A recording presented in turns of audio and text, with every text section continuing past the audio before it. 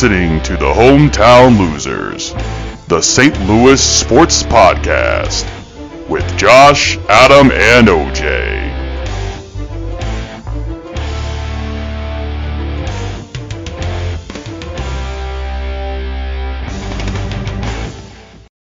Hey everybody, welcome back here to the Hometown Losers Podcast. This is session number 48. I'm joined as always by my co-host and Adam and OJ. Gentlemen, how are we doing today? What up, what up? Glad to be back. How's it going? I'm doing well also. So also glad to be back. So there you go. Back to It's back good to be back. Back-to-back weeks for the first time in a minute. We have more stuff that's going on and then not at the same time. It's kind of a weird situation. Since Cardinals are just starting, Battlehawks are just about to start. We have technically, if once the Battlehawks start, we'll have four St. Louis sports going on at the same time with obviously Cardinals, Blue City, and then Battlehawks. But we're kind of like in a waiting period, and the fact that the Cardinals' first game just happened today, which we'll get to in just a second, and the Blues have kind of been in the same situation for the past 3 months. So it's I was going to say they're kind of wrapping up their season. The Cardinals are starting their season. Battlehawks starting their season. City just starting. So we're kind of in a transition here. Right. So well, let's go ahead and jump straight into it here and talk about those Cardinals. So they had their opening day against the Dodgers, and it went absolutely horrendous. What was the final score? 7-1 loss? 7-1. Yep, that was not 7-1. the start we were hoping for, especially in the opening game of the series. But so just a couple highlights here before we talk about our impressions about the opening day game, and so on and so forth. But we had 3 hits in the game. All of them were by Goldschmidt, who was 3 for 4 with a home run. That's the only reason why we got the 1 run. Miles Michaelis pitched 4.1 innings, gave up 7 hits and 5 earned runs in that time. He did strike out 5, but also walked 2, and is now posting an ERA of 10.38. That's from our ace. Now that being said, this is against the Dodgers, the what is it, $27 billion team or whatever the hell they are now. And he had a better start than Yamamoto. So there you go. That's a good point. That's a very good point, actually. Just saying. Yeah. So obviously it's one game. It definitely does not look good. And the fact that we're going up against the Dodgers too, again, a team that is just trying to buy a ring at this point. It's not a great look, but OJ, what's your takes here so far? I mean, one game. I know it's just one game. We have 61 more to go. But it's got to leave kind of a sour taste in your mouth, right? Sure. Yeah. I mean, nobody likes to lose like that. So yeah, it sucks, but it's also one game and the first game of the season. So I mean, to me, go on. I'm sorry. Well, so I was going to say what really annoyed me is that basically none of our pitchers that we threw out there could get out without giving up at least a run. And I'm not exactly sure why. I mean, some of them were walking guys. Like Riley O'Brien clearly looked like, he was wild at first. I don't know if he had nerves or what, but he had command issues. Way inside there. Well, yeah, his stuff looked nasty, but then he had enough command issues to put enough guys on to where he still gave up a run, and he gave up like the 1 hit or whatever that he did. So, but basically everybody we put in, I guess, got tagged with a run or something like that. So it's pretty crappy. Just everything the Dodgers hit found a hole. That's just the way it goes sometimes, I guess, too. Because I mean, they did hit some like doubles to the wall in the gaps and stuff like that, but some home runs, but like a lot of their hits that were getting guys on were like soft hit ground balls that just found a gap. It's like, oh, come on, man, now we're doing this shit again. Like I honestly think a big part of what is driving the offense, first of all, I think MLB is juicing the balls. Like I think they started doing it full force last year, but then I also think that the rule changes, keeping all the infielders having to line up on the dirt, makes it so that all kinds of like ground balls find it through the infield a lot more often now. So I think it just really screws over, the rule changes kind of screwed over teams like the Cardinals that were trying to build up through defense and made it harder to defend, basically. So it made it so it's more like, you have to have strikeout pitches now. That's kind of why I didn't like It's one of the things I don't like about the rule change. I think that's the unintended consequences that teams are going to go more strikeout, walk oriented as far as pitchers go now, and it's going to make the game even slower with less balls in play. Yep. Because it's so I much agree. more. A lot more money ball. Also- You're waiting for that pitch to be able to Exactly. hit the other way to the 110%. OJ, that was something that I think we might have talked offline about at when this change was coming. It's like you're taking away what the Cardinals have done historically great for for what 100 and some years that we've been doing it is good defense. We've had obviously some bad seasons here and there, but that's normally what we're really good at.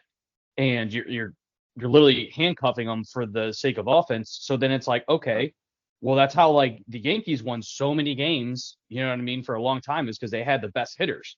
And not to take away the fact that they weren't great players, but Babe Ruth fielding the ball wasn't the greatest. You know what I mean? He could pitch, he could somewhat run, but he was a hitter first and foremost. You know what I mean?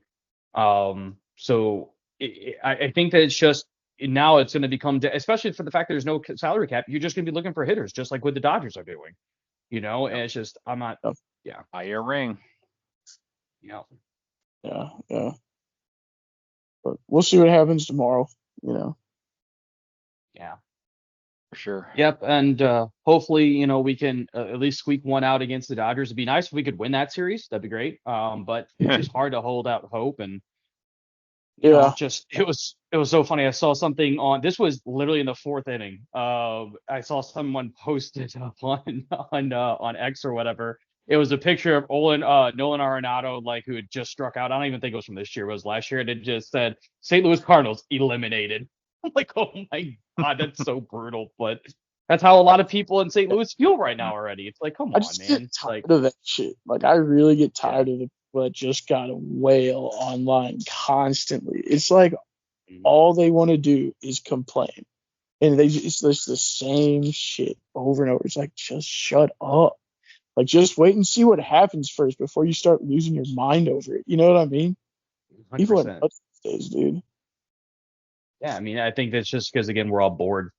We're just like looking for something to complain about, I guess. I don't know. That's what it is. Is people I guess the people that have time to sit around and leave comments on message boards are bored enough with their lives that they have nothing better to do than just complain. Other bandwagon fans too. The fans 100%. Yeah. Bandwagon fans are tendency like that. They're there to whenever they're winning, but anytime that they lose, then they're ready to just throw the team in the trash and. It's like they just automatically want to give up. Like, they've got no shot. It's like they're in such a rush to be like, oh, I'm the fucking smart guy that sees the disaster coming. Like, that's what they care about. They don't care about anything. It's ridiculous. Right. It's just like, and I think that's very prevalent in St. Louis. We've talked about this before because of the Cardinals. Like, there's been a lot of bandwagoner fans here. I mean, spoiled rotten. Even like when the Rams were not good, I can't tell you how many freaking Patriots fans are in the St. Louis area because because I like Tom Brady. Well, you can like Tom Brady, but also know that franchise stole a freaking championship from the city. So how the hell do you support that? I'm not going to because they win. It's easy to root for a winner and not for a loser. I mean, look at 2019 with the Blues, for example. Everybody and their mom came out and was like, "Oh, I've been a hard fan forever." How many people are saying that now? You know what I mean? Like, it's just ridiculous. Like, I don't watch as many games as I used to because it's hard for me to watch. It's just hard to like continue to watch that where, there's good effort we talked about this before on this show.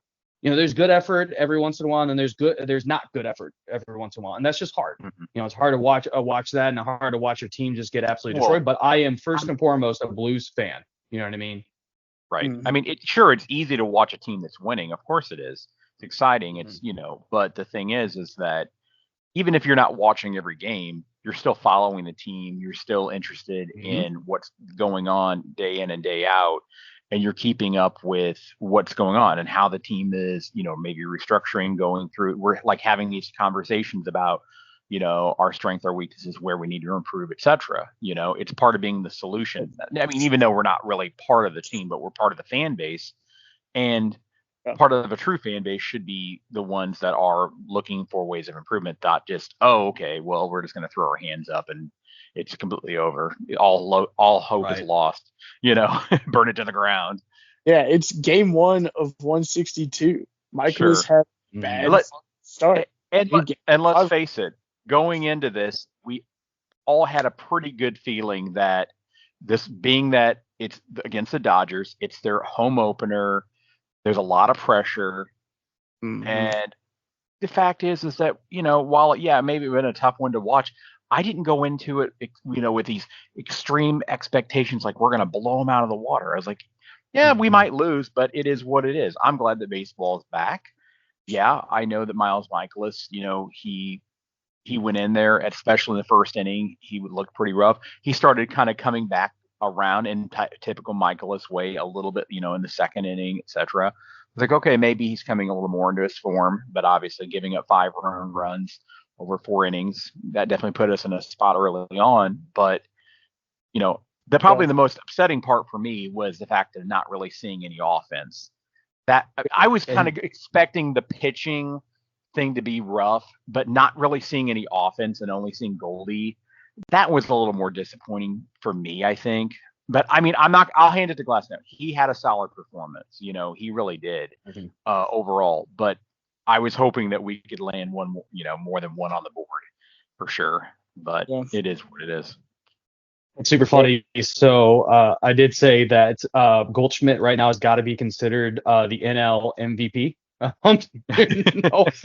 He's the only one doing anything for our team right now. Hey, so I'm at least glad that he's showing up. I mean, that was a concern too because of last year 100%. As well. It's like, how is Goldie going to go into this year? And I'm like, well, at least Goldie's coming in, hot. But at the same time, it's only one game. Yeah, we have areas to improve, but it's still so early in the season. And I think that we'll see some positive changes soon as well, So as a fan, I'm really hoping for the best.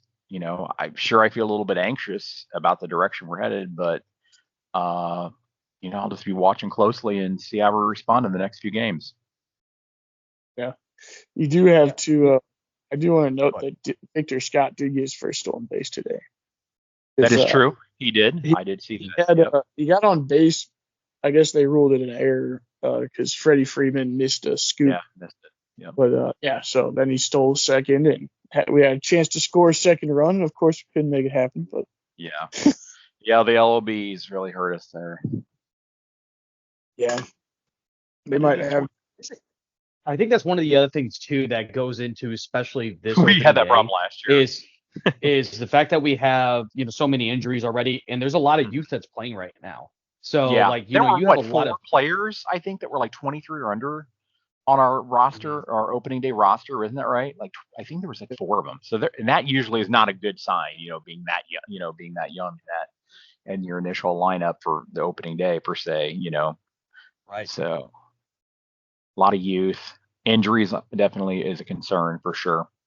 We need our key players healthy and on the field if we want to compete at the highest level, especially when we're going up against teams like that. Yeah, for sure. Honestly, if it wouldn't have even been that bad if Michaelis could have just kept the ball in the park. That's really what killed us the most. Because they got 3 runs off of. Yeah, well, we had Betts and then Freeman. I think those were they weren't back to back because obviously Ohtani bat second, but damn near almost back to back home runs there in that inning. Yeah.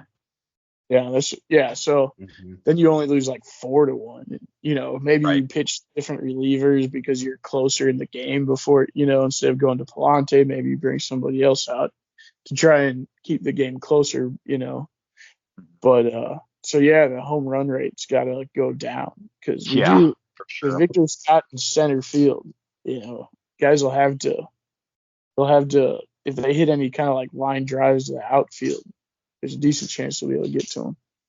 So as long as you keep it in the park, they ought to be okay. But that's the thing. I haven't seen enough to where I could really evaluate their defense yet because mostly it's just been routine plays or home runs. So that's a good point too. Yeah.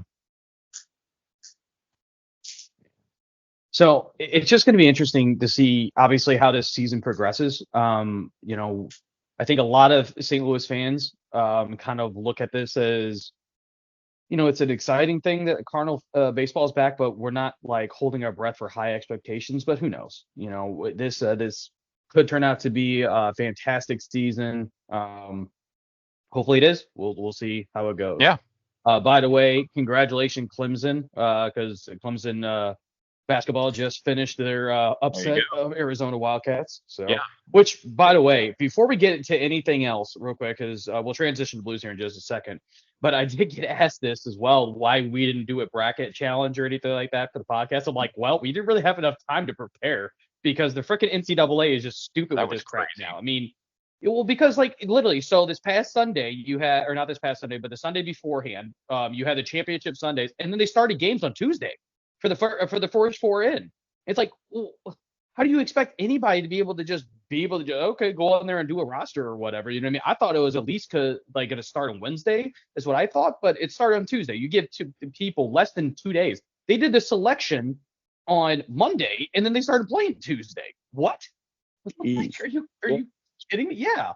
There's literally no time in between it. So like I did one bracket because it's the only one that doesn't do like the first four in or whatever, and that's it. You know what I mean? So it was just had to bring that up. Sorry for anybody that was looking for that kind of content. We just didn't have time because it was. Well, it and let's face it, the bracket would have been busted in day one anyway, damn near. So there you go. For sure. It was a tragedy, as it always is. Yeah, especially now. Yeah. All Anywho. right, guys. Well, let's transition here and talk a little bit about the Blues. So with the Blues, right now, just a quick update for the fans. We are 38-30-4 for 80 points. This is actually 2-0-1 since our last session, so not bad. We are fifth in the Central. We've moved up a position since last week. We're 19 points behind the Stars for the Central lead, which unfortunately we've lost track in there. We are now 6 points out of the last wildcard spot, which is 2 more than what we were last week, unfortunately. We now are 9th in the West. We've moved up a spot. We were 10th last week. We are 17th in the NHL. We've moved up 2 positions from the 19th position, and we are 20 points behind the Rangers for the lead in the NHL, which obviously we would have to win out. They would have to lose out. Everybody would have to lose in front of us, and we would have to win out to be able to even catch the Rangers at this point. But we did make traction in that. We were 22 points behind. Now we're minus or 20 points behind. So playoff chances are not looking very good. As I looked at 3 different predictors, and you know, I averaged them out, and we are looking at a 4.4% chance of making the playoffs at this point.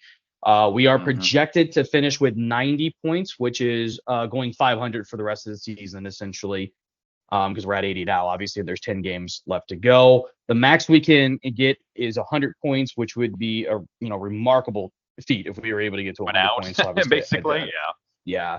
But the problem with it is the Knights just have to lose. They're essentially 3 games ahead of us, with 10 games remaining for both of us, but they're up by 6 points, which is 3 total games. So, Adam, I'll start with you. You know, we know that the playoff chances are slim here. I mean, do you think there's a chance? Or, I mean, there's always a chance, I guess, but we're really at a crucial junction in this season. But I think that with that recent loss to the Knights, that overtime loss, that really set our playoff chances to be like, that really took a hit to it. And I think that really put the final nail in the coffin, in my opinion. You know, to turn things around, it's going to take a lot. We're going to have to really focus on a lot of key areas, and obviously a lot of that's going to be dependent on how well the Knights are playing as well. I looked at their schedule.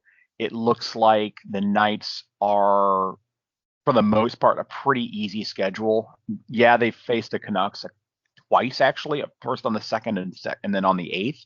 So that's going to be harder, but they're facing the Wild, the Yotes, the Blackhawks, the Ducks. I mean, they're facing the Wild twice. So let's just say there's a very good chance that they could easily go in here 500, meaning that we're going to have to basically win out if we even want to have a chance at it, in my opinion. Right. So I really think at this point, I think that ship has sailed, sadly.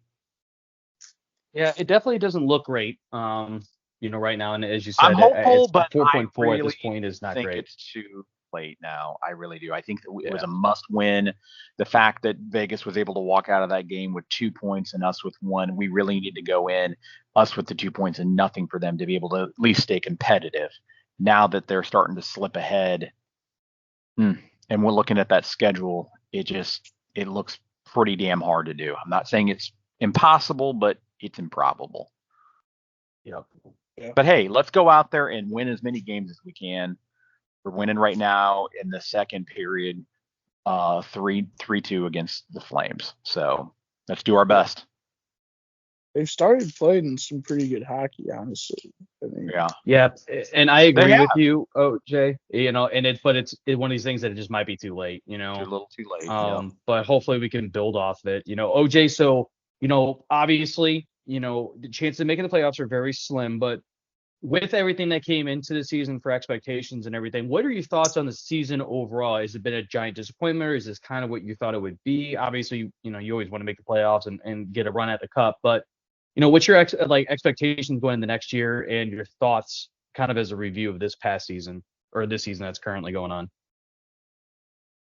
So I kind of thought they would be like make it into the playoffs, but and on the edge of that. So this is kind of about where I thought they were going to be at, fighting for a playoff spot. But more importantly is that they actually seem to have figured out how to play a good team game again, because they really are trying to make the playoffs. So they're fighting as hard as they can, and it's showing them how do they need to be playing hockey to win hockey games. Like, this is great to see because it gives me a lot more hope for next season. Because a lot of this roster is going to come back, so it's good to see them playing real well, and hopefully they can carry that into next year. And then, maybe they don't need to fight for a playoff spot at the end of the season. Right. And that's, I think, a good point too, OJ, was that, coming in to the expectations for me, as I think that they were going to hit the wild card spot, like a last wild card or something like that. So this is just below that. And truthfully, if you just had if you negated one of the long stretches without a win in the season, just one of them, you're probably in this race right now. You know what I mean? You're probably, maybe 2 points out to 1 game out, and you have more of a hope. You know what I mean? 3 games with 10 games left is very, very difficult to overcome.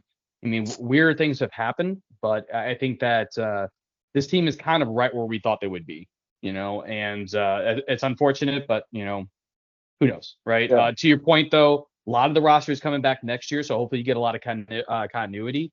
I think that would be awesome. You know what I mean? So yeah, absolutely. We'll see what ends up happening. It'd be nice if we could somehow open up the checkbook and get some good veterans or something like that as well, but I don't see that happening. So I know for a fact Scandella is going to be off the books, so I'm not exactly sure. It's maybe 3 million or something like that, but that'll be important to free up, because that'll maybe 100%. somebody or something. I don't know. We'll see how we can handle it. Most importantly, I guess it'll give us a little cap space to work with if we want to look at making some trades. Because I think Armstrong mentioned something about potentially, making some trades, trade some of the more far off assets for some that are more close to being ready, type of thing. So I don't know if that makes sense. We could talk about that in the off season more. Yeah, when things get a little closer to it, and go from there. Once we have a better picture of what it potentially could end up being. Yeah. Well, guys, let's transition here and just do some quick updates for City and for the Battlehawks. So real quick to the Battlehawks, they do have their first game this coming Saturday. I think it's at 3 p.m. against the Michigan Panthers. So we'll get to see what the their first USFL team, what that looks like, because it's still the USFL division, if I'm correct. Yeah. Yes, and we're the XFL division. Yeah, under the UFL. So yeah, there's 2 different divisions, USFL and XFL under the UFL. Yeah, and there's 4 teams in each, not 5. Sorry, ESPN. Yep. Yeah. Which, OJ, this is actually a really funny story. So ESPN posted up check out the new uniforms for all 10 teams. And so I'm like, you gotta be kidding me. Another mistake about the XFL, UFL, right? I wrote an email to ESPN stating, listen, man, I'm not trying to be rude, but like, this is ridiculous. You guys continue to make like stupid mistakes. I know this is not going to find anybody, but if you want somebody to run this for you for the UFL, I'll do it for you. Okay. I get an email back stating, hey, we put your concerns over to the right bucket, essentially, right? Thank you very much for your email. And then it was changed. Then all of a sudden, that was wild. I was like, damn, I don't know if I actually made a difference or if that was coincidental, but hey, I'll take it, right? That's pretty. Yeah. All right. Sounds AI shit. Like. Oh, I'm sure. Well, I dude. checked And out that's the writer about who wrote that originally, and the dude on Twitter or X or whatever is like a basketball writer. You're like, he doesn't know. He didn't have anything to say about UFL. Yeah, and XFL, that's the problem nothing, with what ESPN's been doing. He only writes about or follows basketball shit. And I guess they probably tasked him with like, hey, you got to write an article for UFL. And he's like, okay. And just like probably Google some shit and threw it in an article. And I just wonder if like, hey, ChatGPT, write this for me. Could have been an AI. Could have very well been an AI and looked at like, the old league and stuff. Yeah. Yeah, he's probably like, fuck you, ESPN. Probably. One salary to do two jobs, motherfuckers. Like, sure. It's like, I'm here to freaking write about basketball, not your shit. Yeah. I don't know shit about this. Anyway. Yeah. But hopefully we have a good season. Obviously, with AJ McCarron coming back, that was a huge boost for us. The reigning MVP of the XFL, and a guy that brings a lot of success to the team. 2 national title winner. So I think that's badass. So very excited about that. We'll definitely talk about that probably next week after hopefully a win for the Battlehawks. The only other thing to update on the St. Louis sports scene is STLSC played another game since our last session, and another freaking tie. So they're 1-4-0 for 7 points. They are now 8th in the West as they continue to plummet down because of the fact that we keep tying. At least we're not losing, but dude, still we have to start winning. Man. That's the thing. Yeah. While we're not losing, we're still not winning. And that's not good because at the end of the day, it's not necessarily about wins and losses, it's about points. And that's a problem. Because looking at the standings, we're literally in the 8th spot, meaning that we are in a final series playoff spot. Like we would be going up against KC for a spot now to potentially get a play-in into the playoffs. So not looking good there. We definitely need to start winning for sure because we only won one game. Yeah, we've won out one of 5. But we haven't lost any yet. So we haven't lost any, but we still have only won. I mean, we've only won 1 out of 4. We've tied 4 games. We definitely take the cake when it comes to that. They've definitely got their issues, but in general, a lot of draws. Playing well enough to have earned more wins than they actually have. Certainly, they've had some things go against them. Like, in LA, they led very late, and then they let up a late goal. Now, that's one of their problems they have is on these set pieces. That's still a problem. So I think that's just going to be a problem this season probably until they figure out, some other setup for it or something. I don't know. Or maybe we need Tim Parker back, something like that, because that's it. But the way they play with the ball is much improved from last season. So if they can, it gives them a little extra weapon to use against teams going forward. And, so to me, I think the wins will come and they'll start winning games here soon enough if they can in the way they're playing. But they just have to keep pushing. I mean, you know what? Actually, that's something I wanted to mention in that most recent game, like against DC. The ref was a very negative impact on the game because they wasted very much so. a lot of time. We're used to that. Yeah, it's up there with Sporting KC with how much time. Yeah, it was bad, man. There's like I get yellow cards flying everywhere too. Damn.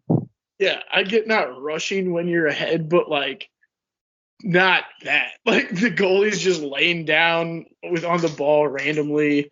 Actually, even is just randomly faking injuries. Like, Dude, there was a meme about that. Literally, the entire it showed DC, everybody literally just down on the ground. Yeah, because there was a play where no one touched the goalie. Literally, everyone's on the ground. And then he just, as soon as play's starts again, he just lays down. I'm hurt. Yep. Oh my God, clowns, dude. Yep. So they should have gotten multiple yellows for that. If there's actual reffing the match, I guess that probably would have happened. So for sure, that's one good thing actually that is going to be the game for the games this weekend, is that the real refs are back. So that means they're going to implement the new time wasting rules and stuff like that. So DC would not have been able to pull what they pulled against us, because those guys would have had to actually leave the game if it was under that rule. So right, looking forward to that greatly. Well, I'll tell you guys, it's going to be really interesting to see, obviously, if STLSC can continue to move the ball. Because to your point, OJ, they do look like a team that's not just relying on the counter anymore. But you're going to have to convert chances. You know what I mean? And to your point, last year they were very good on set pieces, both offensively and defensively. They're going to have to shape it up on the defensive side of things. That's going to happen. For sure. Yeah. I do kind of think some of it might be that Tim Parker's out, because he's great on those pieces. So that might improve when he's a vocal guy that leads the team, and setting everything up and making sure that everybody's kind of in the right spot as well, especially on the defensive side. So yeah. So let's hopefully that'll help when he gets back. But we still need to figure it out in the meantime. I mean, these are professionals. They can do better than they've been doing. That is true. All righty. Let's transition here to a topic that we have not talked about in a long time, and I know that OJ is going to sustain himself from this one. But let's talk a little bit about the Chiefs, Adam, and our back-to-back champions. The first time in 20 years that has happened. Oh, yeah. And hopefully we'll be, after this season that's going to be coming up, we'll hopefully get the crown for the third time in a row. We will be 3-peat champions. We will be writing history. This, mark my words, going to be happening. I love how the fact that Patrick Mahomes doesn't even get the damn trophy, and he's already telling the team that he won 3. He's like, we did it back to back, but I won 3. The moment the ball literally like the moment he released the ball, went into the end zone, he's like, okay, 3. Yep, we need 3. 3. Yep. So he's crazy. He's in the right mindset. So it's like all he does is win no matter what. So hey, they've already won 3 in 5. So let's go. Well, obviously 4 appearances in 5 years, and 3 rings in, or 3 Lombardi trophies, and 7 AFC championship games. 7 AFC championship games in a row. Yep. So that's crazy, man. I mean, it's just nuts. So we got to keep this train rolling.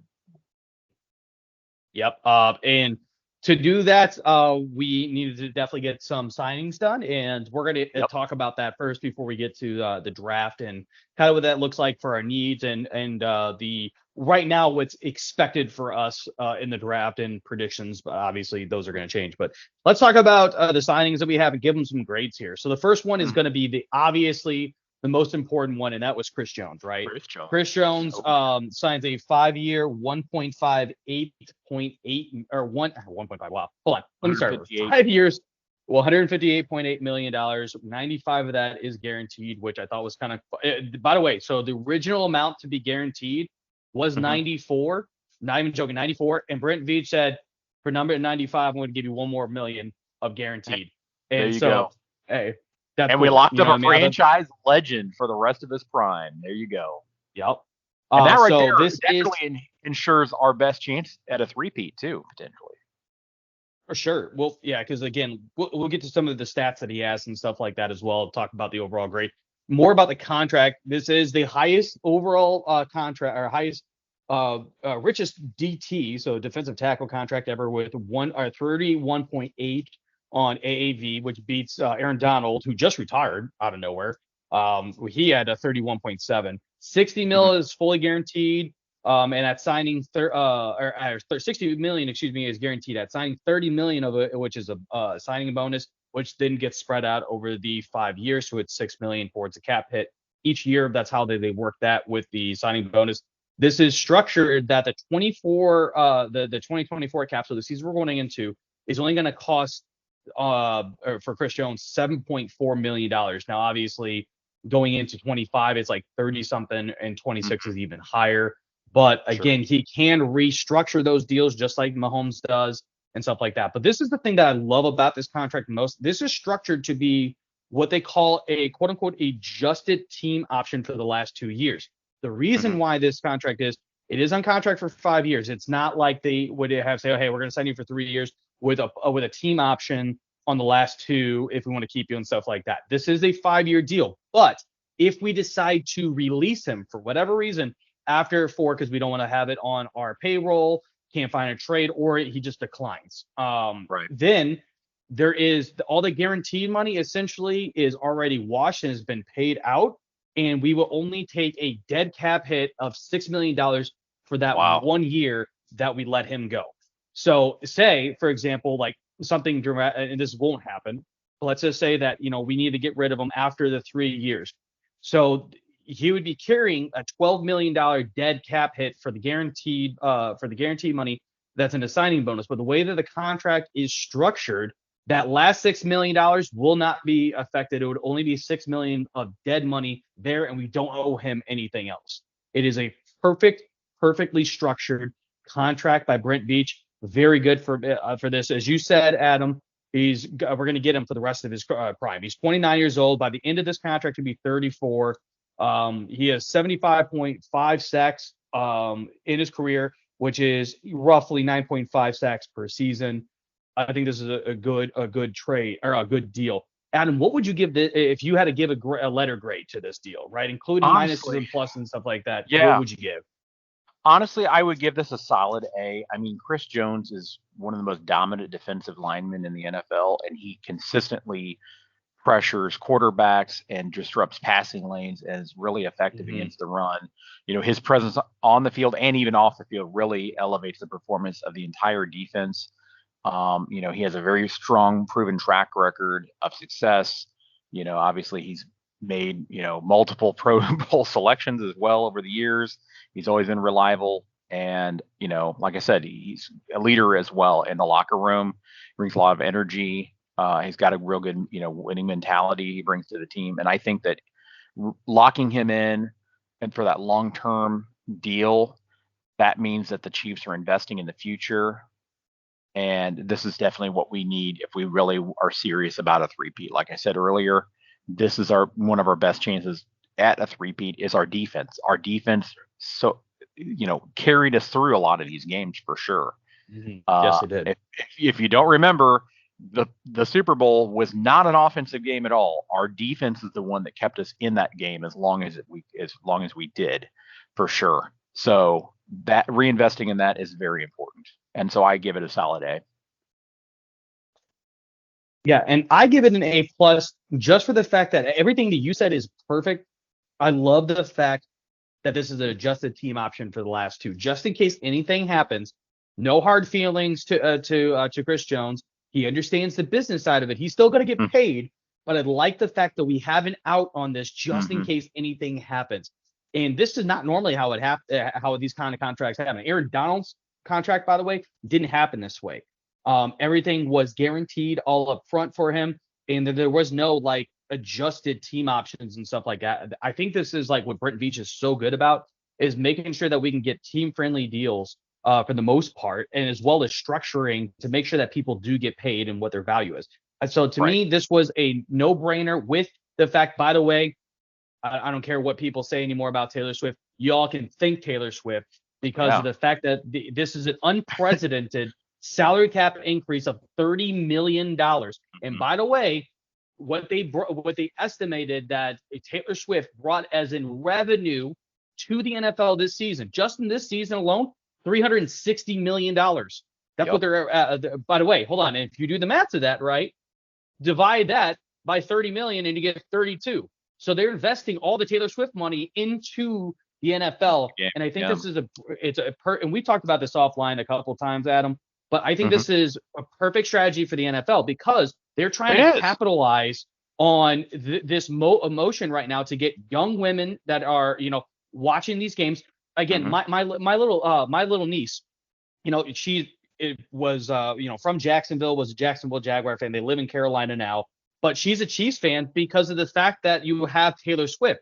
But I guarantee you, she's going to be watching more football in general. And that's what Jimmy, her dad, and my brother-in-law said, was that, I actually get to watch some football with my daughter and explain that. Exactly, that is such a magical thing for a father to be able to have. And all the women now that are interested in, it's not just young women, around the age, 10, stuff like that. There are full, full grown women that don't know this. And so, yes, they're paying attention to the Chiefs because of Taylor Swift, but they're asking questions about their hometown teams now. Right. And so I think that's what they're generally doing. Interested, which is awesome 100%. Because they're actually getting exposure to the. So it's a win-win-win in my opinion. I mean, as much as people want to say it's a distraction, and not to get too deep into this, but for the few minutes that they might show, or I think they total it up maybe like 2 minutes a game at most, or whatever. Guess what? You're reinvesting all that money into the game. It's improving the product for all of us in the long run. We get to actually sign more of these guys to our team. I'm not bitching about it. Hell, I think that's great. I mean, and listen, for anytime anytime a league can get that kind of exposure, they would spend all kinds of money to do this, to sign, or to bring in somebody. I mean, look at the MLS and bringing in Messi, for example. Mm-hmm. Yep. We didn't have 100%. To spend anything for this. Literally nothing was spent on this. This was given. Well, I mean, other than the fact that, Travis Kelce had to buy a new home to be able to. Well, that's Travis Kelce's money. I'm talking about the NFL didn't have to drop a dime on any of this, and they just made a shitload of money. Yeah.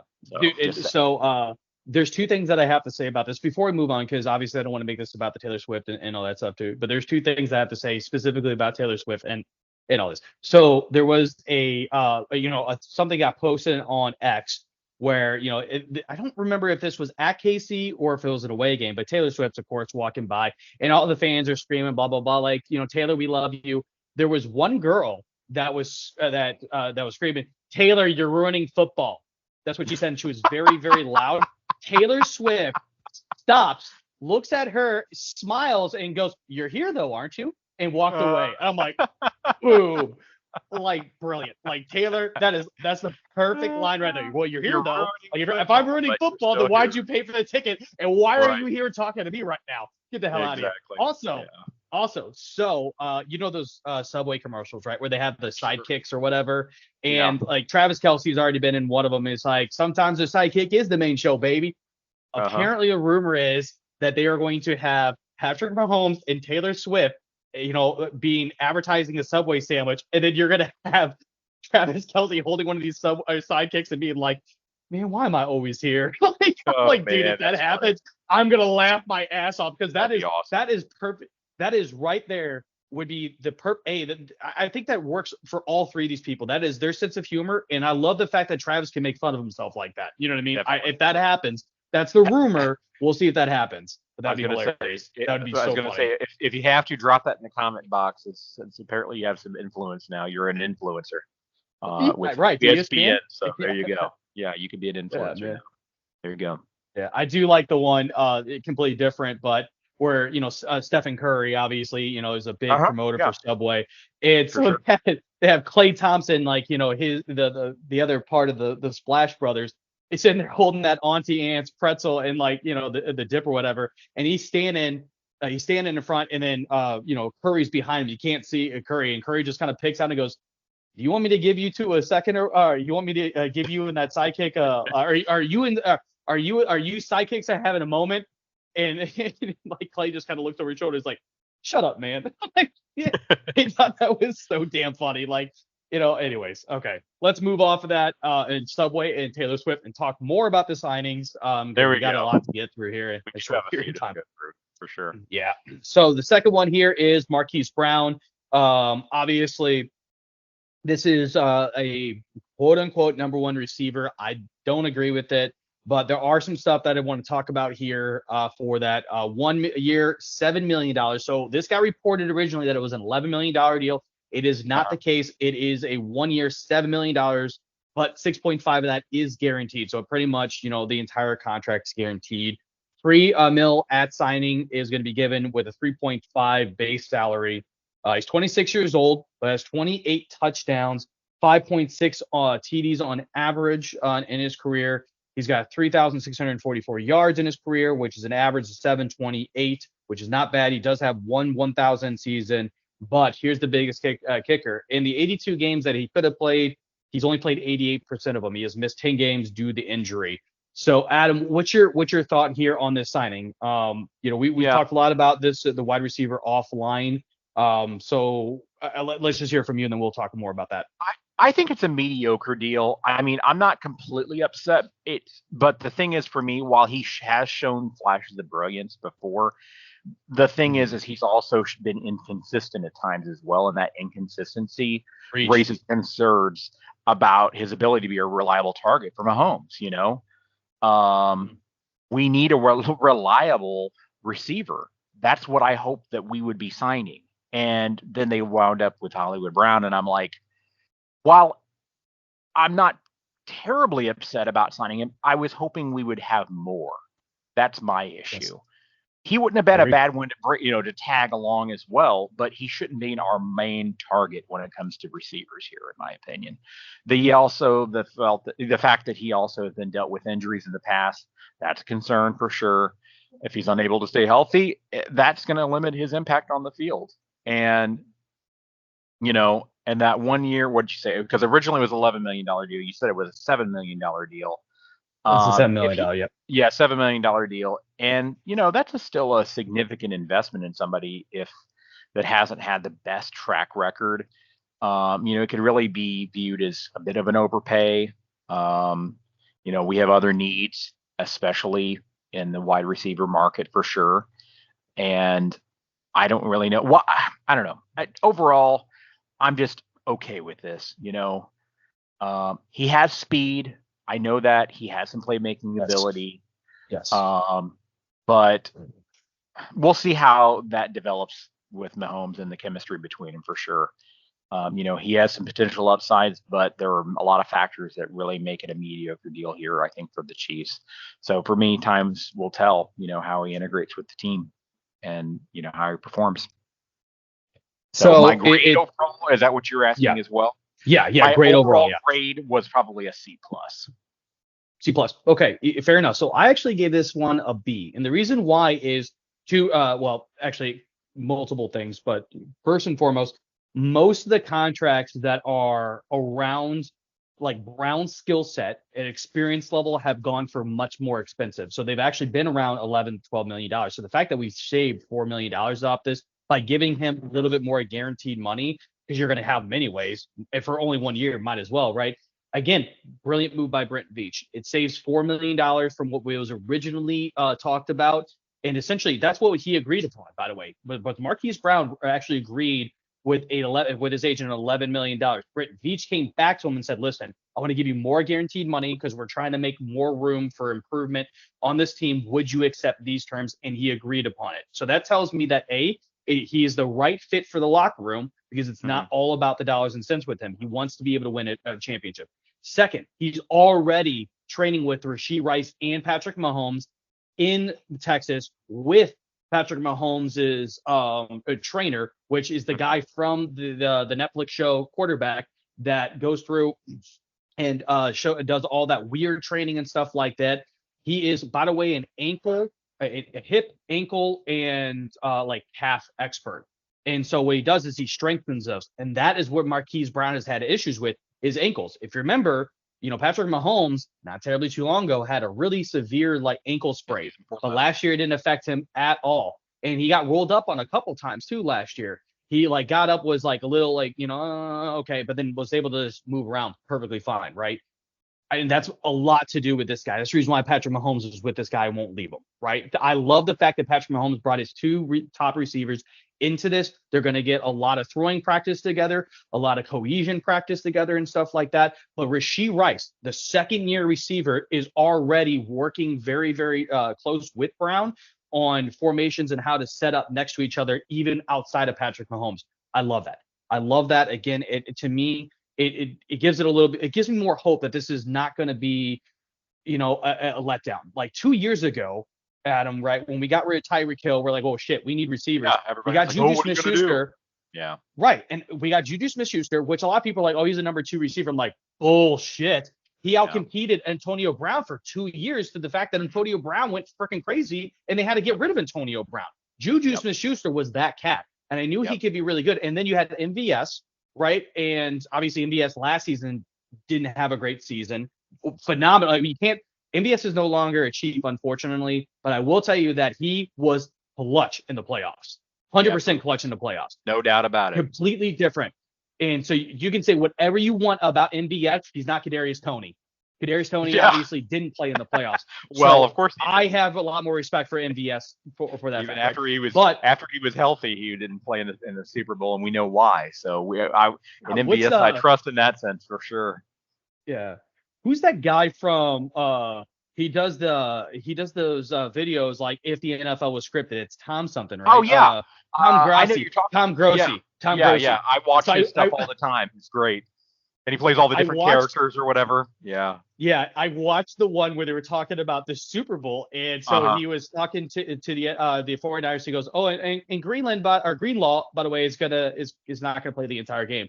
What? Why? Oh, he gets injured. How does he get injured? Running onto the field? Well, this is not fair. If we lose a guy, they should be losing a guy. You know what? That's totally fair for you, Niners. All right, Chiefs. Kadarius Toney is not playing. What? And then he goes to the Chiefs and he goes, excellent. Yep. I'm like, that is so damn funny. But so say what you want about MVS. He was phenomenal in the playoffs. But to that point I felt we talked about this. We needed 2 good receivers. We only got the one. Maybe we pick up a Hunter Renfrow. Maybe we pick up somebody else. But obviously we're going to be looking into the draft. We'll get to the draft here in just a little bit. But, there was a lot of other receivers that hopefully we could have gotten. Mike Evans, unfortunately, didn't even hit the open market. That one, I think, is the one that we were all in on. And because there was already conversations with Mike Evans, about, hey, come into Kansas City and stuff like that, but obviously staying in Tampa Bay. So I think that took the wind out of Brett Veach's sails a little bit, but it is what it is. So my grade to Marquise Brown here is a B. Let's get to the next one here. As I'm just trying to keep us moving forward here. Drew Tranquill. So Drew Tranquill signs a 3-year, $19 million deal.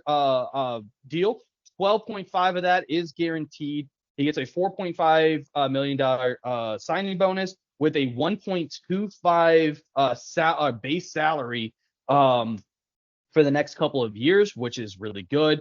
He's got 11 sacks in his career, 2.2 an average. He did, though, have his second career highest and 4.5 sacks last year. But that was also with him playing about 40 to 55% of the snaps, depending on which way you look at it. So I think him now with Willie Gay being gone, he's going to be he's faster than Willie Gay. He's got better coverage. And I think that Spagnuolo is really looks at him and goes, okay, you're going to be now the new hog to work next to Bolton. He did have 2 forced fumbles last year, and by the way, he's only had 3 in his entire career. He's got 2 of them last season. He had 79 combo tackles. What combo tackles means either assists or his solo tackles. That was his second highest that he's ever had in his career. And again, he's playing way less numbers. So he's only 28. By the end of this contract, he's going to be 31. Adam, what do you believe? Was your take on this? What's your grade on this deal? Yeah, I give this honestly a B plus because Tranquill has been pretty solid for the Chiefs, and I think this deal definitely ensures continuity in the linebacker corps as well for us. He's definitely expressed his love for playing in KC, and obviously the franchise has reciprocated that by giving him that 3-year deal, which I think overall the deal 19 mil over 3 years is 19 really mil considered over 3 years. is considered pretty reasonable for a player of Tranquil caliber, given the inflated market for linebackers right now. I think it provides good value for the Chiefs without having to break the bank. He also has shown a lot of versatility as well in his ability to play, different linebacker positions. He's also contributed on our special teams. He gives us, a lot of depth and flexibility to our defensive unit in general. So, I think overall, he's a solid contributor to the Chiefs defense. And I think that he's got good instincts on the field overall. He's got good work ethic. And I think that with us aiming for another Super Bowl run, I think it's, he'd be a valuable player to have with us for sure. I'm happy with it overall. B+. Yeah, I give it an A, so just slightly above you. And I think the reason why I give it an A is because I do believe that he is going to be a good fit for Spagnuolo in running these. He's a very good coverage guy, but he was really good on the run last year as well. I think he keys off of Nick Bolton, who is a really good run stopper as well. So once he sees once he sees Nick doing a specific thing, he's charging right in there too. But he's better at coverage than Nick Bolton, although Nick is pretty good as well. He is. I think that, again, I like Tranquil quite a bit. I liked Willie Gay as well, but Willie Gay last year, it just looked like he was slow. And so I wanted us to sign him, but I knew that most likely being a 3-ring guy, it wasn't going to be cheap. And so I think that's why we let him walk. I think this was a good replacement because this is less than what Willie Gay wanted. You know what I mean? And you get a younger guy. It's a good deal, honestly. The contract value was really reasonable, I think. I mean, it really is. I'm glad that we didn't have to break the bank to re-sign it for 3 years for 19 mil, Absolutely. Yeah, it does. You're right, though. It gives us some breathing room. And again, you have a younger guy. You know what I mean? So, because I think Willie Gay is like 33. So, or no, I think he's a little younger than that. I think he's like 31 or something like that, which is like it's 3 years under Drew Tranquil, but you got to think that's for the 3 years we just signed him. You know what I mean? Right. So, right. Let's get to the next guy here, and this is Tershawn Wharton. So most people don't really know Wharton. He is a defensive tackle. We signed him for a 1-year, $2.575 million. All that is fully guaranteed. He is 26 years old. Has had 7 sacks with a average of 2.25 per season. I'll start with this one, Adam, here.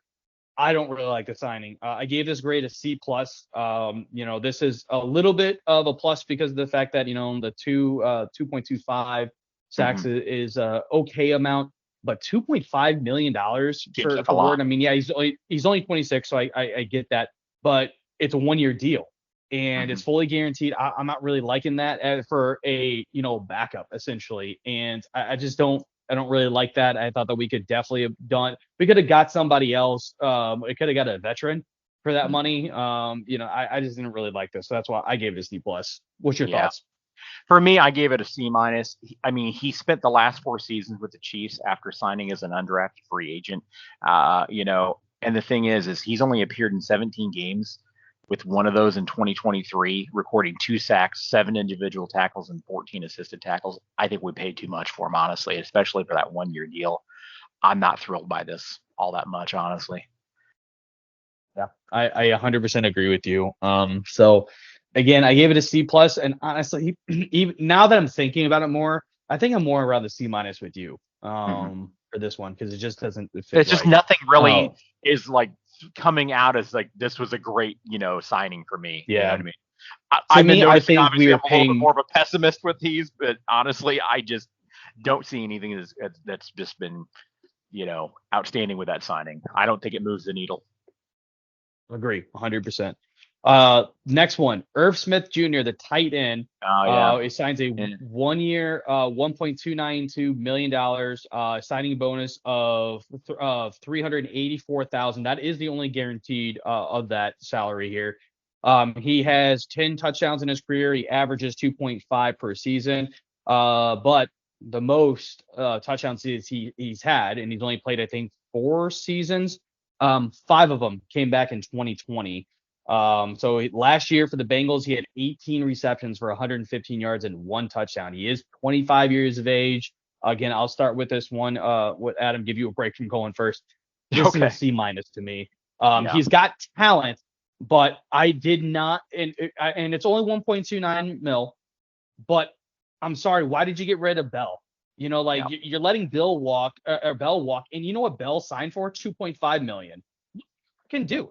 Go get Bell. Bell's been in the system for a long time and has, to me, a much more upside than Irv Smith Jr. I mean, Irv Smith is taller. He's a bigger guy. He's kind of like a Kelsey in that aspect of things, but he hasn't been able to prove it.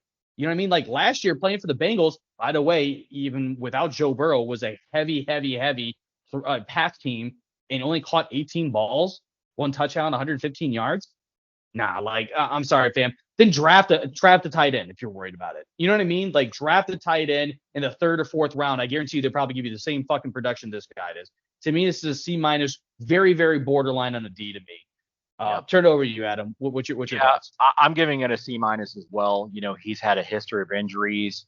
Overall, he's unproven consistency as well.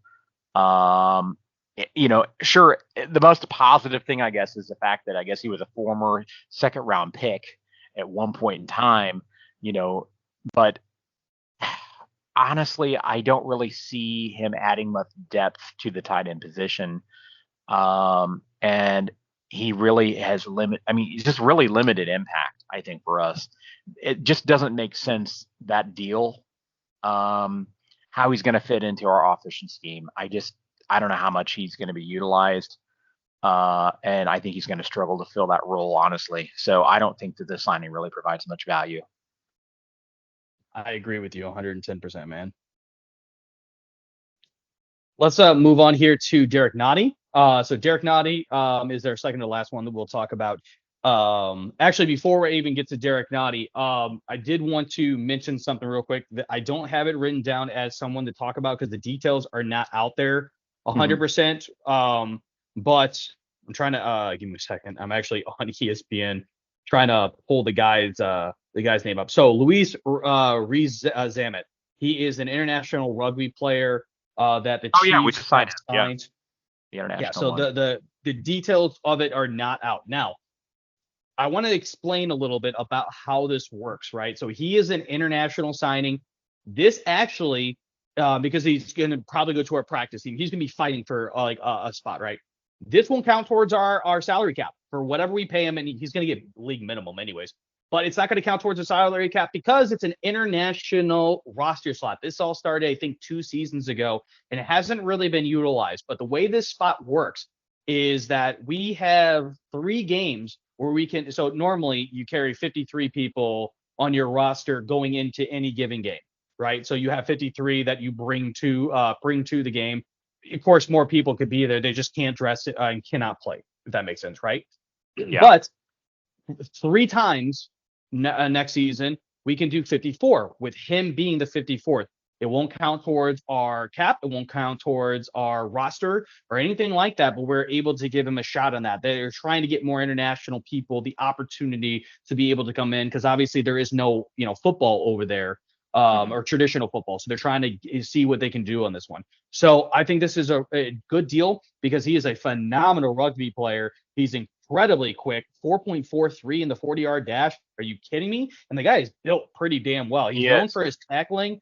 Like, he's going to be a special teams guy. He's very fast, but he reminds me of Drew Tranquil in the fact that, he's kind of built too. So I think it's a good signing for the Chiefs. We'll figure out, maybe we'll talk more about it next week, Adam, when more details come out. We don't really know the details as far as behind the signing for sure, other than he's coming over. So that's pretty cool. I'm looking forward to that. It's exciting.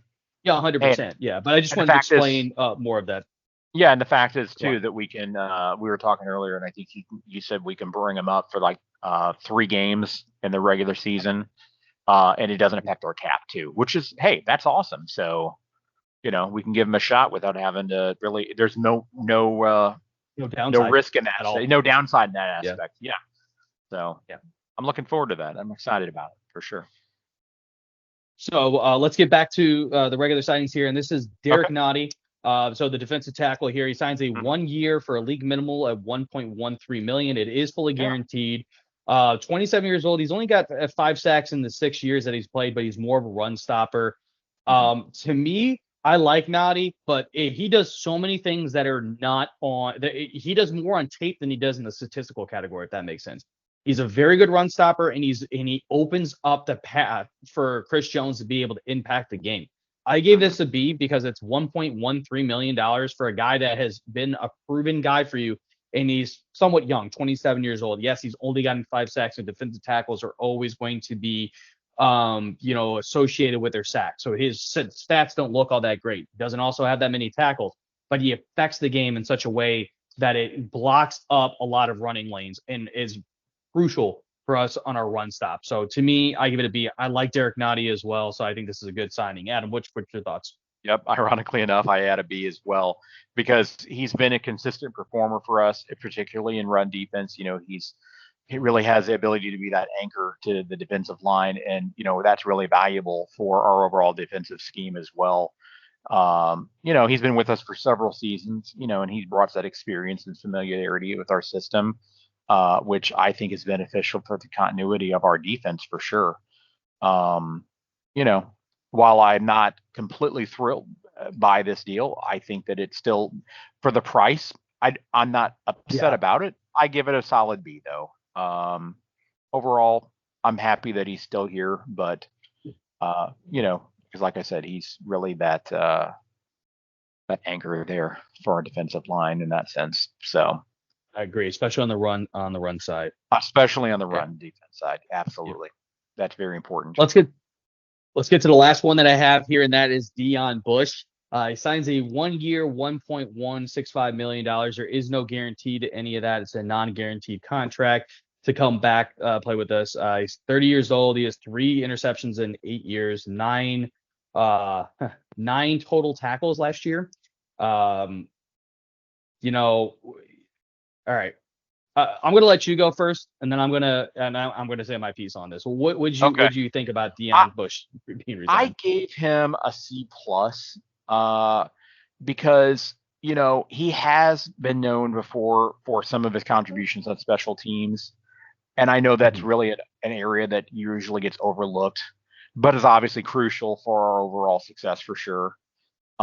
His return ensures really that continuity, like I've been saying for a while. And the more guys that we can lock up from our winning team, the better I see as an overall, successful, perception.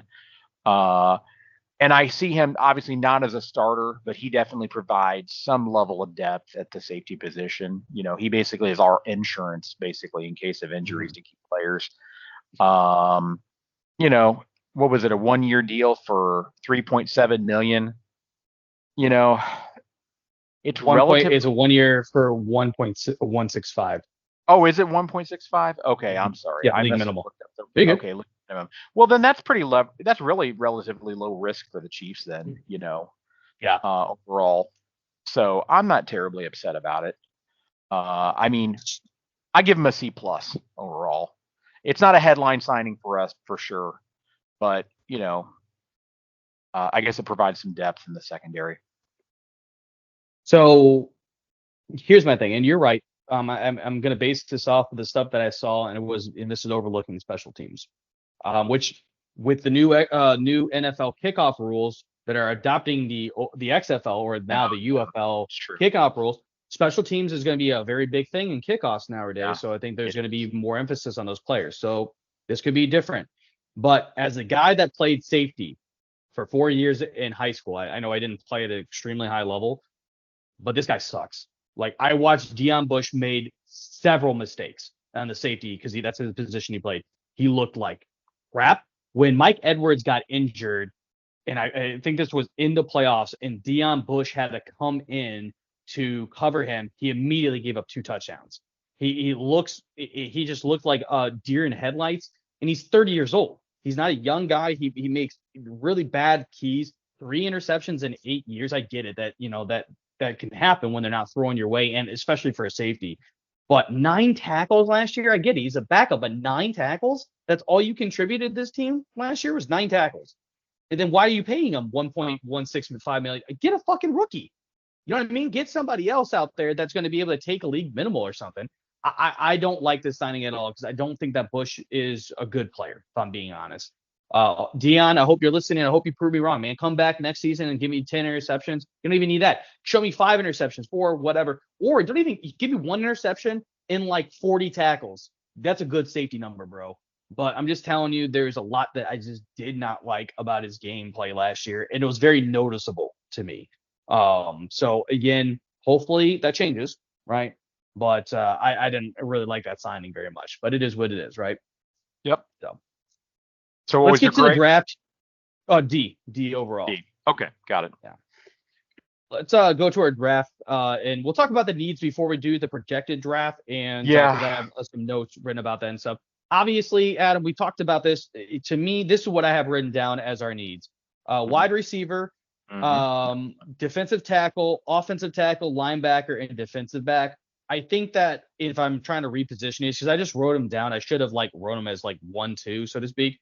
Wide receiver is clearly the number one. Has to be number one. There's no doubt. I think defensive tackle is probably, I think that really offensive tackle is probably number 2 to me. Defensive tackle or linebacker maybe number 3. Defensive tackle maybe number 4, and then defensive back number 5. That's kind of where what I have. What about quarterback which needs departure? That's defensive back. Defensive back. I'm sorry. Yeah, you're good. Yeah.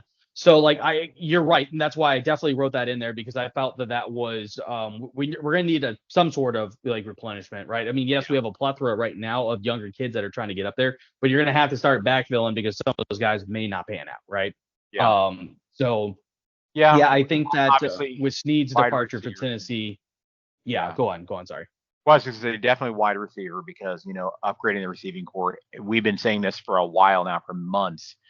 That's so crucial, especially with the loss of some of our wide receivers, and we already didn't have the greatest receiving core, and we've seen the holes, and we in this past season, major upgrades need to be happening there.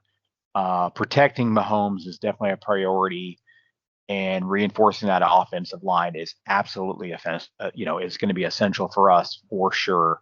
He can't do it all on his own, so you're going to have to give him some time. You're going to have to protect him, but you also have to give him some receivers as well. We saw how crucial that was because he was just desperate to try to, get the ball, down the field, and nobody can hold on to the damn ball, or they're just, or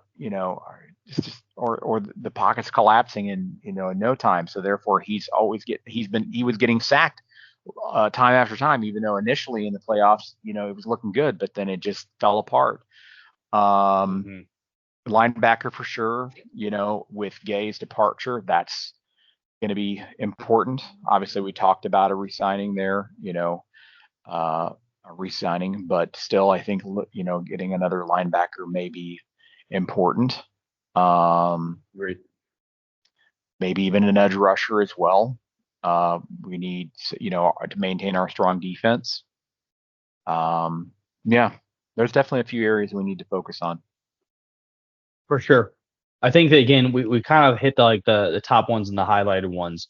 So let's take a look at what people are saying for the projected draft. So this is going off of what ESPN has us drafting currently. Number 1 pick that we have, which is obviously 32nd overall. It's our first round pick. A lot of teams have us with this pick. I don't know what's going to end up happening. I hope that's the case, but we'll get into it. And that is Xavier Worthy, the wide receiver out of Texas. So just some stats real quick before we talk about it. This dude is blazing fast. He set the NFL record for the fastest 40-yard dash in the NFL Combine with a 4.21. Yes, faster than Cheetah, faster than Marquise Brown.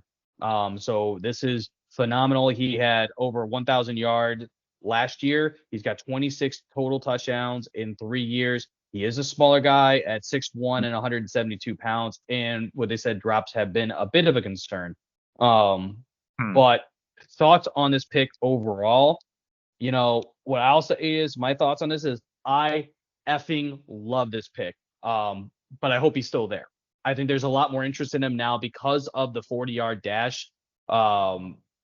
Since he broke that record, I don't know if he falls to 32. There's a lot of other receivers that have way more pedigree in front of him, and a lot more people teams have more needs.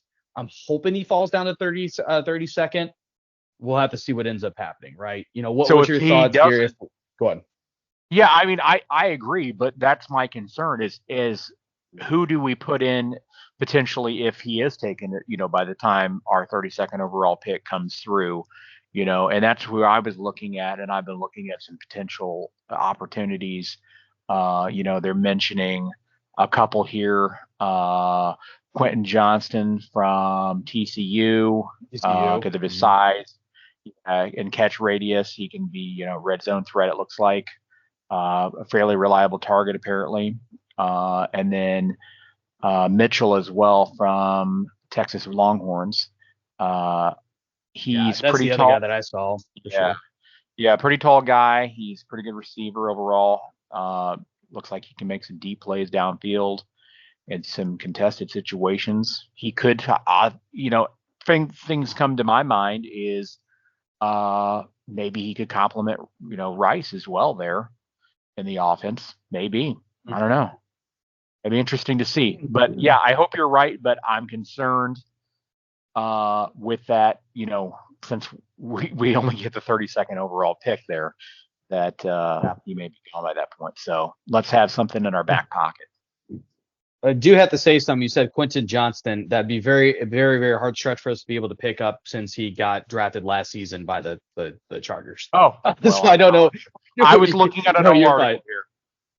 Yeah, so it's no big deal. I was like, wait, Quentin Johnston. Like I knew that name very familiar because he played obviously in the college football playoffs, and so I was like, I recognize that name. I'm like, wait, hold on, did he get drafted last year? And I'm like, I think he's at the Chargers. Sure enough, he was at the Chargers. Yeah, because that was a big thing. I'm looking at an old article here.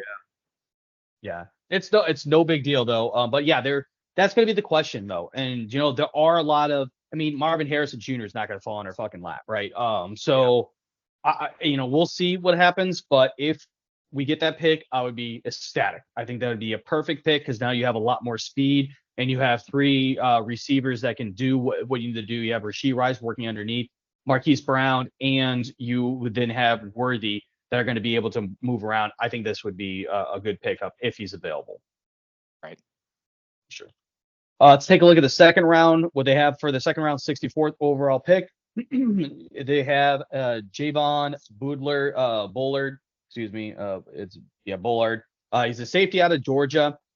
He plays like Tyrann Mathieu, so he's a strong man-to-man coverage, but also really good safety in zone.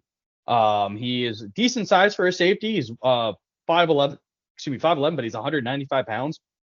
He had 2 interceptions in both 22 and 23 and over 50 total tackles last year. For my thoughts of this, I mean, this is a pretty good pickup here to replace Snead. Yeah. And it's the second round guy. This is typically when you're going to start looking for safeties. Your cornerbacks are going to be like your high end quarterbacks are going to go in first round and early second round, stuff like that. Late second round, this is when you're going to start looking at safety. So I think there's good value here too. So I think that I like this pick for sure there if he's available.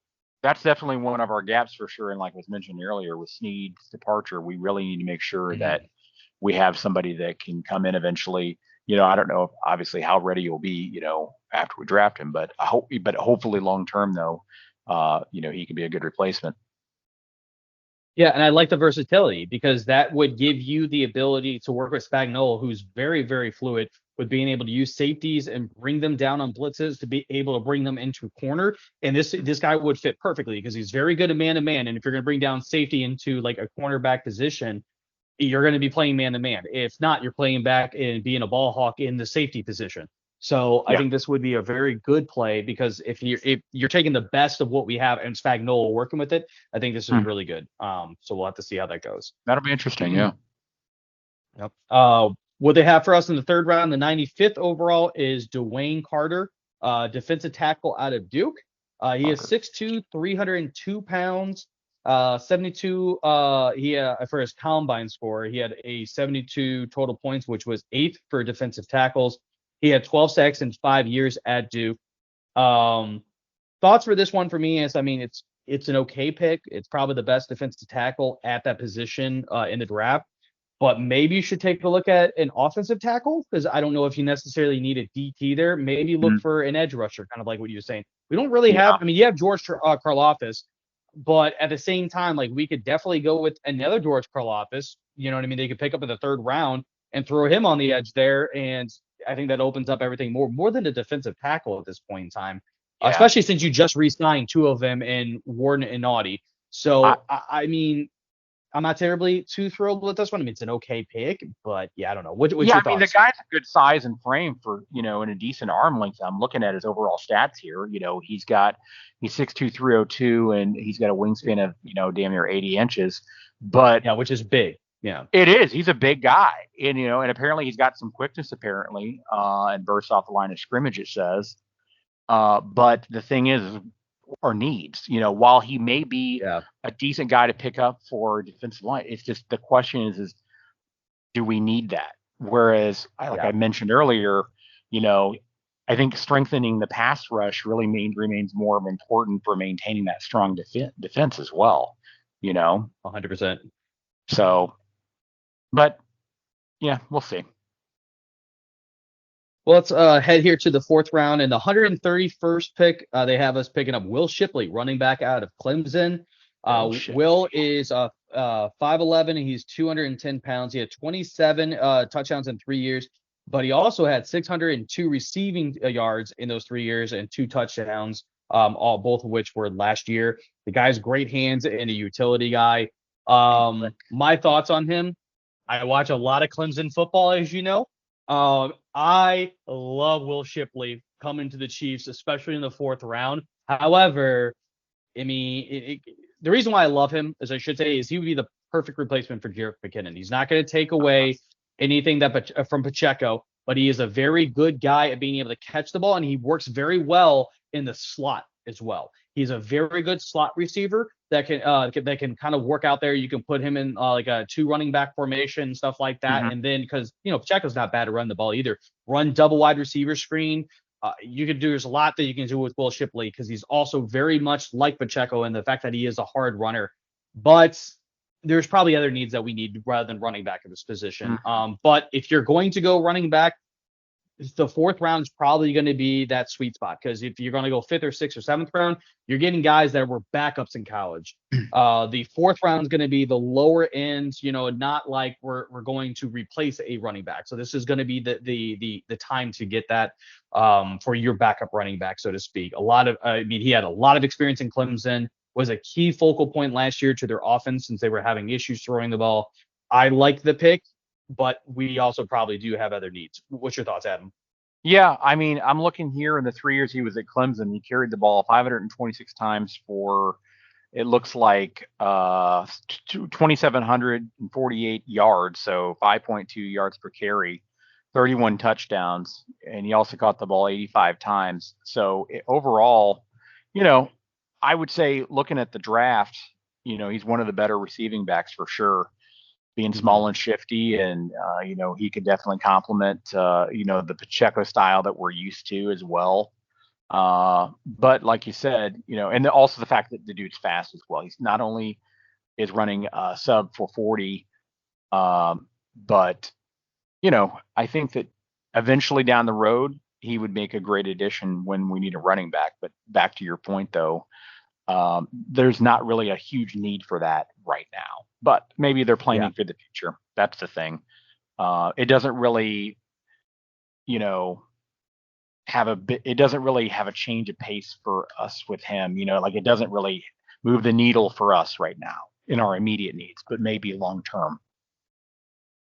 And for sure. And again, if you're looking for a long-term replacement for Jerick McKinnon, this is going to be it. It's just unfortunate that it's going to cost you in this draft when you might need someone else. Yeah. But, who knows? We might be able to find someone in free agency, right? So for sure. It's just going to see what happens. All right. So we actually got 2 picks in the 5th round. We do not have a 6th round pick. So the first pick that we have in the 5th round is at the 159th position, and they have us going with Daquan Hardy, cornerback out of Penn State. He is 5'9", 181 pounds, had 5 interceptions in the past 4 years, 60 total tackles in 4 years.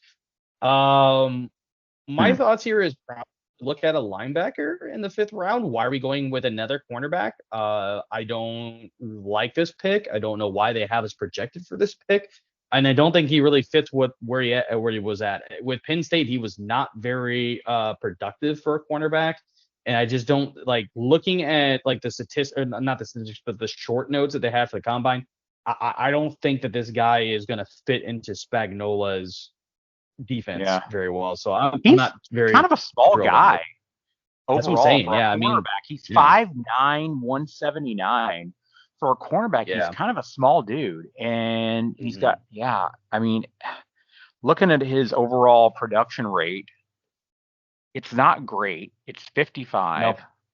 It's not great at all. To me, he's a corner. If you're gonna throw him in quarterback, he's gonna be a nickel corner. So meaning he's gonna be covering a slot receiver, like a shorter slot receiver. But that's not a guarantee either in the NFL because some of these slot receivers are 6'2". So I mean, when you're going up against a guy that is literally 5 inches taller than you, how are you going to be able to outcompete? I just don't see this. This is a good. I don't see how this would really be a good pick for us. You know, he doesn't really appear to have really the ideal speed or acceleration either for that position. You know what I mean? 100%. I don't understand that. I hope that they go against that choice. I mean, I understand that it's, you know, the 5th round. It's the 5th round. I understand that, you know, things are getting a little slim pickings, but I'm not thrilled for this in the 5th round. I think we could land somebody better because we really don't have a need for a cornerback like this. Not at all. The next one that we had in the 5th round is for the 173rd pick. This is Logan Lee, defensive tackle out of Iowa. He's 6'5", 291, so big guy. 3 sacks in each of the last 3 years, so he gets 3 sacks. He's got 9 in the last 3 years and 3 each of them.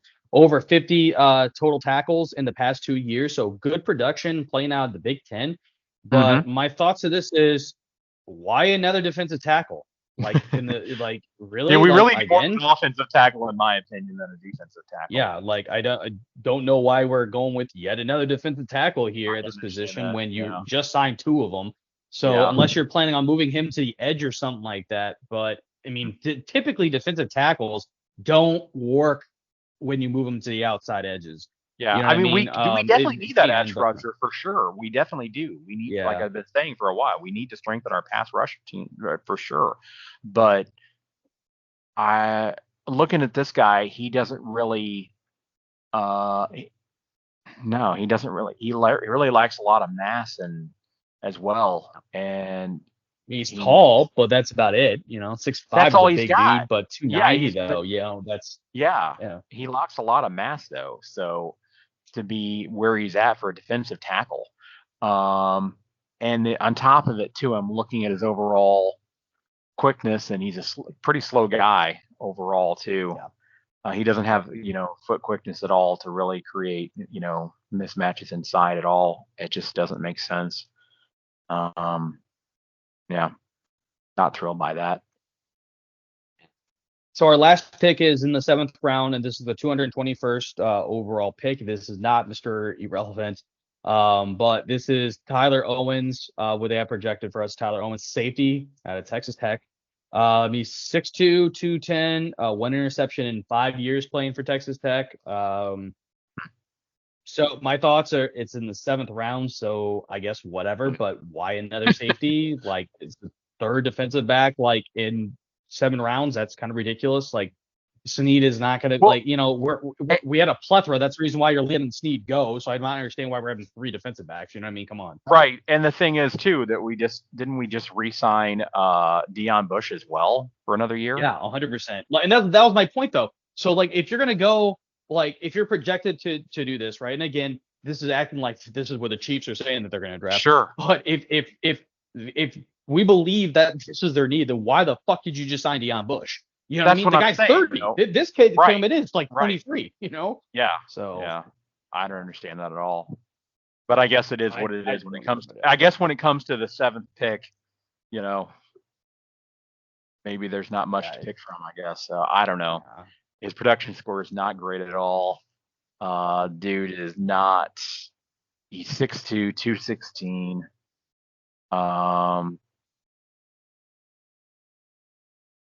Again, playing in the Big Okay. 12. I mean, I guess that's not terrible for a safety by any means. But the thing is I'm looking at his overall statistics, and he's not blowing me away. No, in the Big 12, the Big 12, which is known to have a lot of air raid teams, especially around. Well, Texas Tech is definitely like the pit, like the. I mean, that's where the first team that had the air raid team was a Texas Tech. But anyways, like in the Big 12, you typically have a lot of pass first offenses, and you only have one interception in the 5 years you played at Texas Tech. That is kind of alarming for a safety. You know what I mean? Yeah, I mean, this guy's going to be, on practice squad if we bring him in, and he will be sitting there probably through the whole entirety that he's with the Chiefs, more than likely. Probably. That's my feeling. Yeah, I agree. It is what it is. Okay.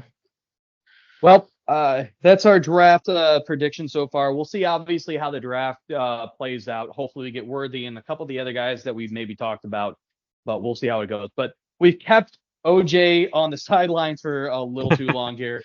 Let's go ahead and head to our sign-off. Adam, would you like to tell the good listeners and how they could interact with our show and ask us questions? I would love to. Check us out on facebook.com/The Hometown Losers. As always, that's spelled LOUSERS. Give us a like, comment, share. Definitely want to interact with us. We'd love to hear from you, especially if you have any questions that you'd like to ask us, when we'd love to be able to respond. Also, if you're not on Facebook and you're on Twitter, also known as X, check us out at x.com/hometown losers. Give us a like, give us a retweet, and check us out. Or check us out at thehometownlosers.com, where you can always stay up to date on all of our episodes and also ask us questions there as well. All right. Appreciate that, Adam. And again, please reach out to us if you have any questions. We'd love to do the mailbag segment, so please ask those questions and interact with the show in any way you can. OJ, what do you have for the game of the week this week?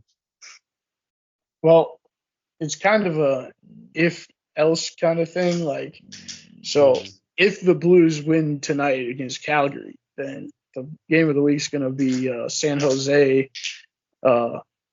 Blues playing San Jose here in St. Louis at 7 p.m. on Saturday, because they basically need to win every game to have any hope of winning the playoffs next one. So every game is the most important game. If they lose tonight, they're pretty much out of the race. So then, fuck it. Might as well go with St. Louis, Real Salt Lake, which will be at Salt Lake at 8:30 on Saturday as well. So, and don't forget too that the Battlehawks play at 3 p.m. as well. So a lot of St. Louis sports going on. Yep. Check them out on Channel 2 on Saturday as well. Yeah, 3 o'clock. I'm looking forward to that game. Sports app doesn't have it. Well, I'm sorry. No worries. I didn't have. So yeah, I missed that totally. Yeah, I'm still gonna probably rank that below the other two, but. Oh yeah, it's the first game of the season. I totally understand. Yeah. As a season ticket holder for the Battlehawks, though, I will be definitely watching that game. So, oh yeah, I'm gonna watch it for sure. It's a big weekend. Definitely. All right. Well, thanks for that, OJ. All right, let's go ahead and send it over now to Josh for this week's Stat Blast. All right, guys. So I don't have two, like, normally we do one that's like kind of like weird procedural stuff and then one statistic stuff. I didn't get to really see anything that like stood up for like the weird like procedural stuff, like last week's NASCAR uses nitrogen to fill up their tires instead of compressed air. But I do have two stat ones this week. Two quick ones, but this is interesting to me. So In the 1886 World Series, they played a total of 6 games. Gentlemen, how many errors were there in that 1886 World Series? Oh, wow. 1886. I'm going to guess just something off the wall and say, I don't know, like in the entire thing. Mention how many games. I don't know, Series. 100. 100, I don't know. 6. How many? Okay. What? You played this They played 6. No. They played 6 games. They played 6 games. I was asking or answering OJ's question. Okay. I'm going to say 100 because it's probably something outrageous. I don't know. Mm-hmm. I don't think it could be that out. It could, I don't know. But I'm going to go much more conservative. I'm going to say 25. The total errors for that series, which was won by the St. Louis Browns 4-2 over the Chicago White Stockings, was 63. They had 63 errors in 6 games. Wow. Yeah. All right. So I wasn't completely Ridiculous. crazy. And they weren't No, you weren't. gloves, right? So, Holy crap.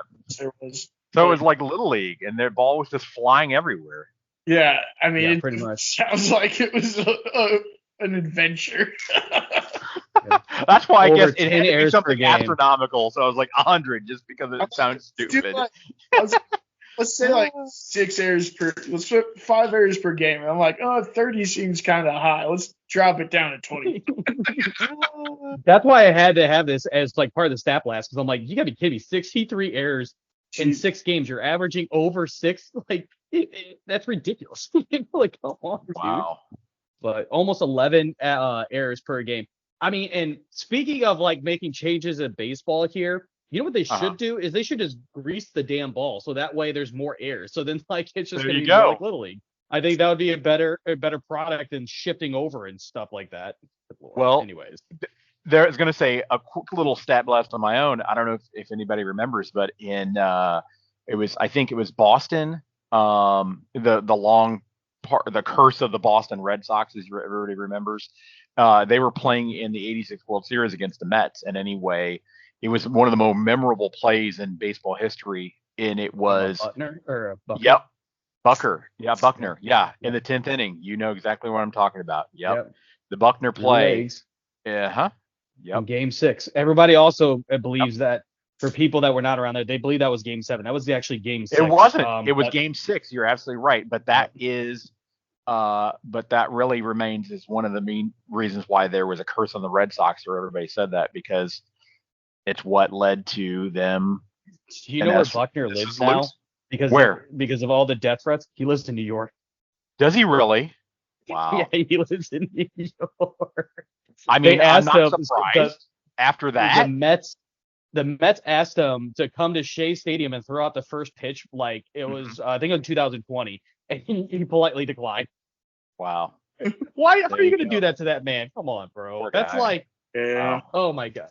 Yeah, that's I like. just remember that was a big deal, and I remember that was a big upset for them in the '86 World Series. So, and that was where I think that they ended up losing that on an error. So. Yeah, that's a rough way to go down. Yep. Losing it on an error. Alrighty. This is also kind of related typically to errors, but 4 strikeouts in a single inning. Is it possible? Yes, it is. I've actually personally have pitched where I've had 5 strikeouts in one freaking inning, no joke. And I gave up 3 fucking runs that inning because my defense was terrible. Anyways, yeah. So 4 strikeouts in one inning has happened how many times in the MLB? Oh wow. I'll ask you gentlemen. Probably a lot. Maybe 10. 10. Okay, Adam's got 10. OJ, what's your guess? Going back to like the 1800s and whatnot. For this statistic, I mean, it's just going back to MLB statistics. So I think that started like 18. Yeah, as you said, like 1850, 1840, somewhere around there. And like strikeouts in one inning. Good. Yeah, 4 strikeouts in one inning. I'll say like 1,000. I don't know. 1,000?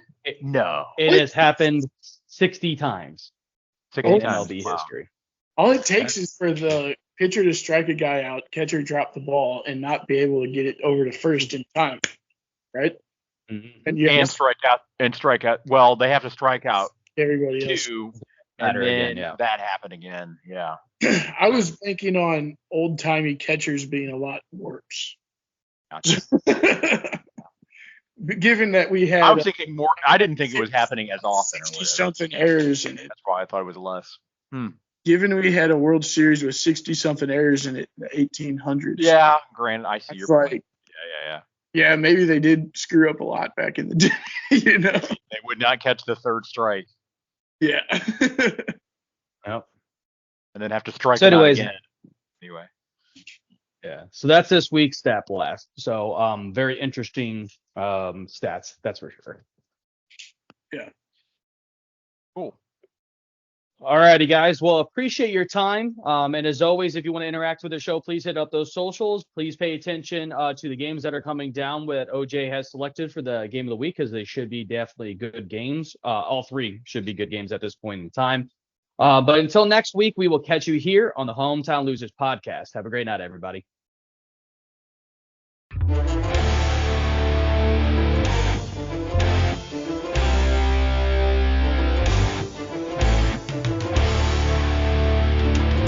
This is OJ, and I wanted to thank you guys for listening to the equivalent of 3 dudes sitting at a bar talking about sports. We'll catch you next week on the Hometown Losers.